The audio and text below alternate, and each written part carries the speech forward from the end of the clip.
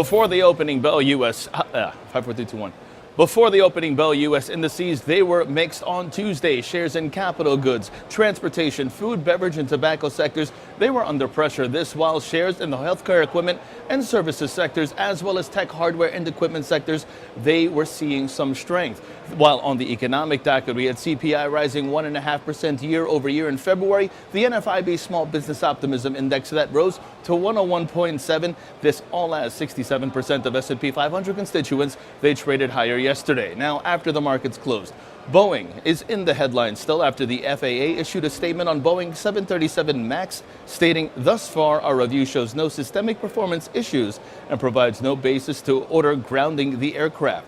Turning overseas, Asian markets, they were down today. The Nikkei down 0.99%, the Hang Seng down 0.39%, China's CSI 300, that was down 0.83%, and South Korea's Kospi down 0.41%.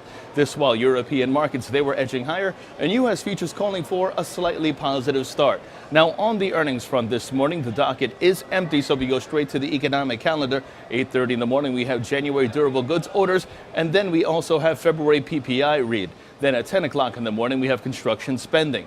Taking a look at the markets now, the S&P 500 is where we begin. That sees the bias remain bullish, while the Nasdaq sees its target level at 7,300, and that's in focus. The relative strength index is bullish and calls for further upside. A symmetrical triangle, which is a bullish continuation pattern, has been validated and is calling for further advance. Long positions above 71.87 are favored, with targets at 72.70 and 7,300 in extension. Meanwhile, the Dow Jones, that sees a rebound inside.